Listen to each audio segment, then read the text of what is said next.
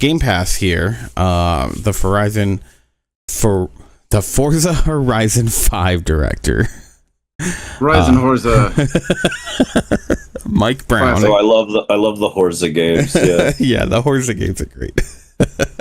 Those are good games. So Mike Brown, he was talking about how Game Pass works and whatnot, and how he thinks it was a good idea, but it just ended up being kind of this really shitty thing that was mismanaged and has ended up costing a lot of jobs. And so his point was kind of like, when you're going to do something like this, you have to be really careful in your considerations, because obviously this thing just wasn't making money. And I think there really lies the problem, because as soon as the prices went up on Game Pass, I think all of us here didn't think that it was nearly the same value. I think that was the sentiment across the internet. We talked about it at the time when they did raise it. So it's this really weird position of like, how do you juggle getting enough money while still giving enough value? Because what he seems to believe is that Microsoft buying up these studios was probably spurred by Game Pass itself, because they wanted more stuff on Game Pass. And I don't disagree. Because they wanted to do this really cool thing that a lot of people seem to like, they actually ended up just putting a bunch of jobs at risk. Well, yeah, they bought too many studios. Well, I mean, he thinks that it's not even the fact that they bought up these studios that was really the problem with it. Like, yes, that contributed to it. The poor performance of Game Pass didn't help. Yeah, that's what it comes down to. It just wasn't enough. And so, I don't know, maybe it is.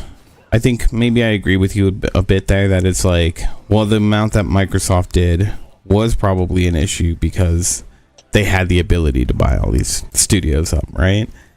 It's kind of Phil Spencer for really wanting Xbox to take off and investing so much into it. Yeah.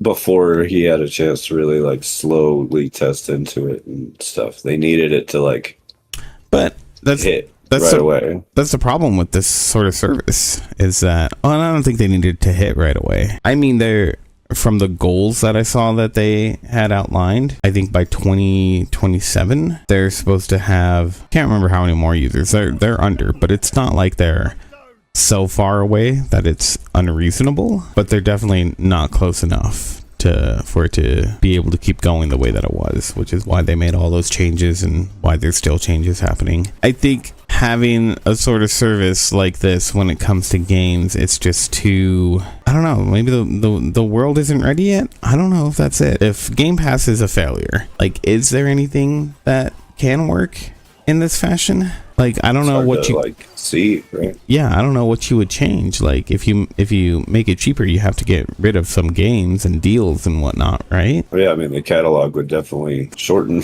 Yeah, you make it more expensive though, and nobody's gonna do it. I don't know. It's a weird state. I think where Game Pass is at, it's definitely at its teetering point, probably, and maybe it's still underperforming. I don't know.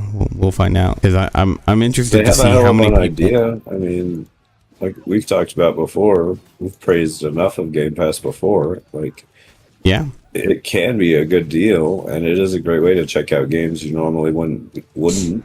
Right. You know. Yeah, exactly. Power Worlds being one of those games. Mm-hmm. I would never buy that game, or at least off its start. You know. Yeah. It wasn't a game that had me super interested off the bat. Yeah. No, I think. But I did check it out. And like, that's the thing. Like, it's great for gamers, but is there just no money behind it? I don't think there's. It's not sustainable. I don't think there's as much as they want, and putting a reliance on it isn't something that's beneficial in the long term, unfortunately. Right.